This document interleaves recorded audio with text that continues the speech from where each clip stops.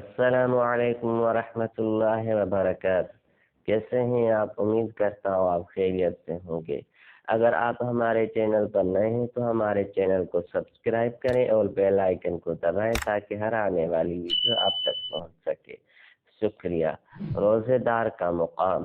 حضرت ابو حریرہ رضی اللہ تعالی عنہ سے روایت ہے کہ رسول اللہ صلی اللہ علیہ وسلم نے فرمایا، روزہ دوزخ سے بچنے کے لیے ایک ڈھال ہے، اس لیے روزے دار نہ فحش باتیں کرے اور نہ جہالت کی باتیں۔ اگر کوئی شخص اس سے لڑے یا اسے گالی دے تو اس کا جواب صرف یہ ہونا چاہیے کہ میں روزے دار ہوں۔ یہ الفاظ 2 مرتبہ کہہ دے۔